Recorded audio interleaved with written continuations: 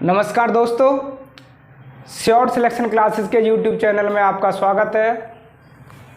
आज हम देखेंगे पॉलिटी के नेक्स्ट टॉपिक, यानी कि कल हमने देखा था जो हमारा टॉपिक चल रहा था इंडिया एंड इट्स टेरिटरी, यानी कि भारत और उसके राज्य क्षेत्र। यानी कि कल जो भारतीय संविधान है उसका जो भाग 1 है उसमें अनुच्छेद 1 से 4 तक बताया गया था।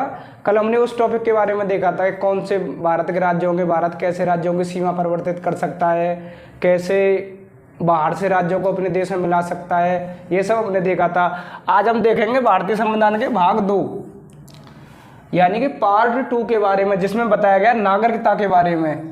नागरिकता यानी कि सिटीजनशिप, नागरिकता यानी कि सिटीजनशिप। जैसे तुमने सुना भी होगा, ये इंडिया का सिटीजन है, ये बाहर का सिटीजन है, ये ब्रिटेन का सिटीजन है, ये फ्रांस का सिटीजन है। और वो कहाँ, भाग 2 में अनुच्छेद 5 से लेकर 11 तक उसके नागरिकता के बारे में बताया गया है। तो अब देखते, सबसे पहले देखेंगे नागरिक और गैर नागरिक, यानी कौन नागरिक होता है और क्या ऐसे विशेष लाभ मिल जाते हैं नागरिक होने से, या कोई गैर नागरिक है। ऐसे ही मान लीजिए जैसे आपके घर में सदस्य है, जैसे कोई घर का मेंबर होता है, उसकी कितनी सपोर्ट होती है, सब लोग उससे फ्रैंक होते हैं, सब सुविधा दी जाती है, घर की सब वस्तुओं तक उसकी रीच होती है, यानी घर की जितनी भी सुविधा होती है। कोई घर का मेंबर होता है वो कहीं भी किसी भी कमरे में आ जा सकता है, कहीं भी घूमने जा सकता है, घर की सब चीज़ों को यूज कर सकता है। लेकिन कोई बाहर का मेहमान आता है तो वो एक कमरे में कैदशाही हो जाता है और न उसे इतनी सुविधाएं दी जाती हैं। तो ऐसे ही मैं क्या समझाने की कोशिश कर रहा हूँ, ऐसे ही मैं नागरिक और गैर नागरिकों को समझाने की कोशिश कर रहा हूँ। ऐसे नागरिक मतलब जो अपने देश का मेंबर हो, यानी कि अपने घर का मेंबर हो। नागरिक जैसे हमारे भारत का नागरिक, यानी कि हमारी कंट्री है इंडिया, उसका जो नागरिक होता है उसे क्या कहते हैं, अपने घर का नागरिक। और गैर नागरिक मतलब जो बाहर का हो, जो किसी बाहर के देश से आया हो। जैसे हमारे घर में मेहमान आते हैं, जो रिश्तेदार आते हैं, वो क्या होते हैं, बाहर के नागरिक हैं, वो हमारे घर के नागरिक नहीं है। लेकिन जो हमारे घर में रहते हैं वो कौन होते हैं, नागरिक। तो यानी वही समझ में आ गया होगा आपके, नागरिकों को कुछ विशेष सुविधा दी जाती हैं जो कि अन्य लोगों को नहीं होती है। तो यही यहाँ पर बताया गया है नागरिकों को क्या सुविधा दी जाती है। जैसे हमारा, अब हम नेक्स्ट टॉपिक पढ़ेंगे, जो हम पढ़ेंगे आगे मौलिक अधिकारों के बारे में, यानी कि कुछ ऐसे अधिकार होते हैं जो बहुत एसेंशियल होती है, जीवन जीने के लिए आवश्यक होते हैं, उनके बारे में देखेंगे। तो कुछ अनुच्छेद होते हैं नागरिकों के लिए जो केवल नागरिकों के लिए विशेष सुविधा दी गई है। जैसे अनुच्छेद 15, अनुच्छेद 16, अनुच्छेद 18 का भाग 2 और अनुच्छेद 19, अनुच्छेद 29 और अनुच्छेद 30 केवल नागरिकों के लिए ही हैं। गैर नागरिकों के लिए वो सुविधाएं नहीं दी गई हैं। जब हमारा देश आज़ाद हुआ था 15 अगस्त 1947 को, तभी हमारे देश का विभाजन भी हुआ था। तो भारत को 2 हिस्सों में बांट दिया था, भारत और पाकिस्तान में। तो भारत और पाकिस्तान का जब विभाजन हुआ था तब बहुत लोगों का माइग्रेशन हुआ था, यानी कि बहुत लोग भारत से पाकिस्तान गए थे, पाकिस्तान से बहुत लोग भारत आए थे, और बहुत ही भीषण त्रासदी मानी जाती है। भारत का विभाजन हुआ था तब भारत के बहुत हमारे हिंदू भाई थे वो पाकिस्तान से इंडिया आए थे, और हमारे मुस्लिम भाई थे वो इंडिया से बहुत पाकिस्तान गए थे। तो बहुत ज़्यादा उनके साथ बहुत मर्डर किए गए थे, बहुत महिलाओं के साथ रेप किए गए थे, यानी कि बहुत कम से कम 1-2 करोड़ लोगों की हत्या बताई जाती है। उस समय पे बहुत भीषण त्रासदी हुई थी भारत के विभाजन को लेकर। तो उसी समय जब विभाजन हुआ था भारत पाकिस्तान का, तो अब प्रॉब्लम आ रही थी सरकार के सामने, जब हमारा देश आज़ाद हुआ था 15 अगस्त 1947 को, कि अब ये लोग जो हमारे देश से पाकिस्तान जा रहे हैं या हमारे पाकिस्तान से मतलब पाकिस्तान से इंडिया में आ रहे हैं, उनको नागरिकता कैसे दी जाए। तो उन्हीं सब को देखते हुए उसी समय अनुच्छेद 5 से लेकर 11 तक कुछ प्रावधान किए गए थे कि जो लोग पाकिस्तान से इंडिया आ रहे हैं या भारत से पाकिस्तान जा रहे हैं उनको नागरिकता के लिए क्या प्रोविज़न करना है। तो उन्हीं सब के लिए अनुच्छेद 5 से लेकर 11 तक प्रावधान किए गए थे। जैसे अनुच्छेद 5 में बताया भी गया है कि कौन भारत का नागरिक कहलाएगा। जब हमारा देश आज़ाद हुआ था तब कौन भारत का नागरिक कहलाएगा, तो उसमें बताया गया है जैसे कि उसके माता पिता भारत में रह रहे हों या 5 वर्ष आज़ादी से 5 वर्ष पहले वो भारत में रहा हो। ऐसे ही इन अनुच्छेदों में बताया गया है कौन भारत का नागरिक कहलाएगा। लेकिन ये आज के समय इतने रिलेवेंट नहीं है, यानी कि इतने आवश्यक नहीं है, क्योंकि ये केवल उसी समय के लिए थे। अनुच्छेद 5, अनुच्छेद 6, अनुच्छेद 7, अनुच्छेद 8 जब हमारा देश आज़ाद हुआ था। लेकिन बाद में जब वो जो नागरिकता के जो अलग अधिकार है, नागरिकता के जो अलग अनुच्छेद है, वो किसको पावर देते, संसद को पावर देते। जैसे हम आगे पढ़ेंगे भी कि संसद समय समय पर ये निर्धारित करेगी कौन भारत का नागरिक होगा, कौन नहीं होगा। लेकिन उस समय जब अर्जेंट नीड थी तब हमने अनुच्छेद 5 से लेके अनुच्छेद 11 में ये चीज़ें जोड़ी गई थी, तो इसलिए आज के समय ये रिलेवेंट नहीं माने जाते हैं। तो अनुच्छेद 5 में बताया गया था कौन भारत का नागरिक कहलाएगा, यानी कि जो भारत में रह रहा हो या जिसके माता पिता भारत के नागरिक हों, मतलब भारत में रह रहे हों। ऐसे ही अनुच्छेद 6 में बताया गया था जो लोग पाकिस्तान से आए हों, यानी कि विभाजन हुआ था, वो लोग पाकिस्तान गए थे।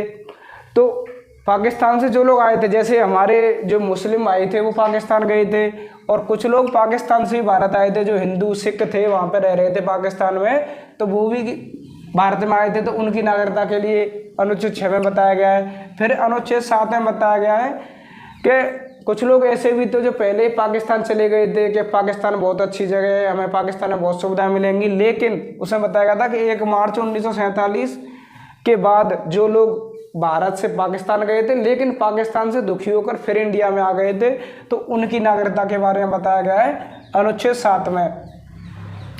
फिर अनुच्छेद 8 कहता है कुछ ऐसे भी लोग थे, जैसे आज भी आपने देखोगे कुछ लोग ऐसे होते हैं जो विदेशों में रहते हैं, जैसे NRI बोला जाता है, या पढ़ने के लिए बाहर जाते हैं।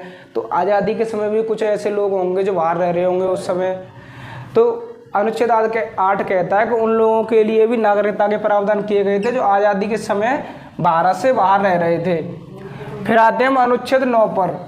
अनुच्छेद 9 कहता है कि वह व्यक्ति भारत का नागरिक नहीं कहलाएगा जो स्वेच्छा से अपनी नागरिकता का त्याग कर देता है, यानी कि स्वेच्छा से अपनी नागरिकता को त्याग देता है। ये कहता है कि मुझे अब इंडिया का नागरिक नहीं रहना है, किसी दूसरे देश का नागरिक बन जाता हूँ, यानी कि कोई यहाँ से जाके इंग्लैंड की नागरिकता ग्रहण कर लेता है और इंडिया की नागरिकता उसकी क्या हो जाएगी, खत्म हो जाएगी। ये बताया गया अनुच्छेद 9 में। फिर अनुच्छेद 10 आता है। अनुच्छेद 10 कहता है कि संसद समय समय पर नागरिकता संबंधी प्रावधान बनाएगी, यानी कि संसद समय समय पर नागरिकता संबंधी कि जो नागरिक है उनके लिए क्या क्या सुविधाएं हैं, क्या है वो प्रावधान बनाएगी। ऐसे ही अनुच्छेद 11 में बताया गया है कि संसद विधि बनाकर नागरिकता किसको देनी है, किसकी नागरिकता समाप्त करनी है, यानी कि संसद को पूरी अथॉरिटी दे रहे हैं। अनुच्छेद 10 और अनुच्छेद 11 किसको अथॉरिटी दे रहे हैं कि संसद कानून बनाकर ये तय करेगी कि कौन भारत का नागरिक कहलाएगा, कौन नहीं कहलाएगा, किसको नागरिकता देनी है, किसको नहीं देनी है। ये संसद ने अपने हाथ में रखा है। तो इसलिए फिर इंडिया ने बनाया भी था रिप्रेजेंटेशन ऑफ पीपल्स एक्ट नहीं, सिटीजनशिप एक्ट 1955, और उसके बाद कई और कानून बने हैं जिसमें नागरिकता के बारे में बताया गया है। इसलिए हमने इन अनुच्छेदों को इतना डिटेल में नहीं देखा है, क्योंकि ये उसी समय के लिए थे जब हमारा देश आज़ाद हुआ था। लेकिन आज इनका इतना महत्व नहीं रह जाता, क्योंकि आज शक्ति किसके पास है, संसद के पास है। संसद समय समय पर कानून बनाती है।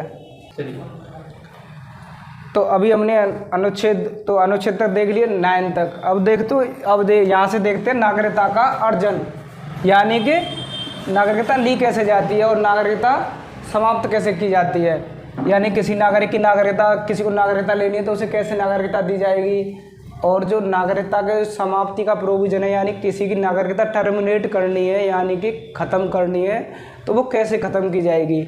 तो जैसे जो 3 ग्राउंड बताए गए हैं नागरिकता के अर्जन के, यानी कि नागरिकता के प्राप्त करने के 3 ग्राउंड बताए गए हैं। तो पहला ग्राउंड है जन्म से, यानी कोई भी इंसान भारत में जन्म लेता है वो क्या हो जाता है, भारत का नागरिक हो जाता है। जैसे यहाँ पे हमारे गांव में कोई किसी बच्चे ने जन्म लिया तो वो क्या हो जाएगा, भारत का नागरिक हो जाएगा।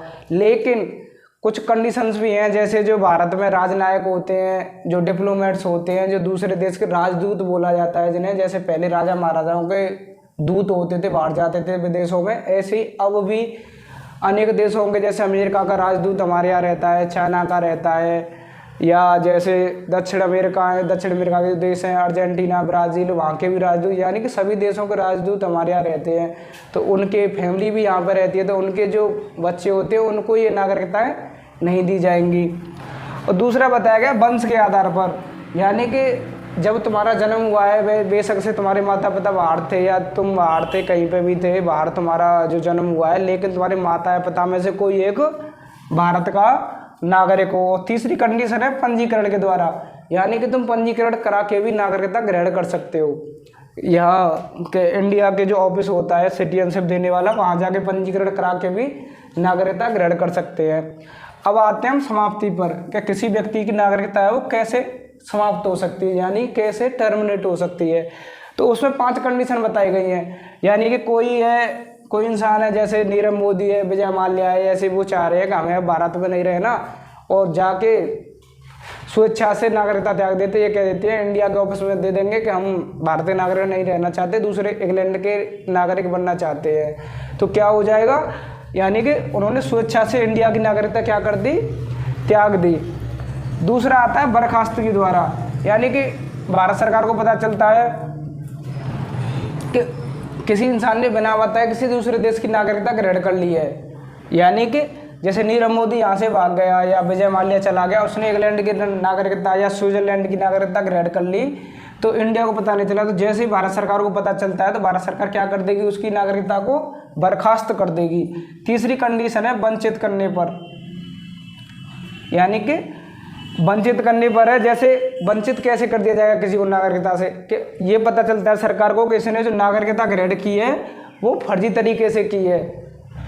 दूसरा है भारत सरकार को ये पता चलता है कि हमारा किसी देश के साथ युद्ध चल रहा है, जैसे इंडिया का पाकिस्तान के साथ युद्ध चल रहा है, तो कोई भारत का नागरिक पाकिस्तान के लोगों को इन्फॉर्मेशन दे रहा है या पाकिस्तान की सेना को इन्फॉर्मेशन दे रहा है, यानी कि वो क्या कर रहा है, भारत का नागरिक होते हुए भी, यानी कि वो जो कॉन्सेप्ट आपने सुना होगा, जो एक मुहावरा होता है घर का भेदी लंका ढाए, वो वाली बात आ जाती है। यानी कि हमारा पाकिस्तान के साथ युद्ध चल रहा है और हमारे देश का कोई नागरिक पाकिस्तान की मदद कर रहा है, तो क्या हो जाएगा, उसकी नागरिकता क्या कर दिया जाएगी, सरकार को पता चलता है तो रद्द कर दी जाएगी। या कोई भारत का नागरिक भारत से बाहर लगातार 7 वर्ष तक रह रहा हो, यानी कि भारत आया ही नहीं है 7 वर्ष से ज़्यादा भारत से बाहर रह रहा है लगातार, तो उसकी नागरिकता क्या कर दी जाएगी, रद्द कर दी जाएगी।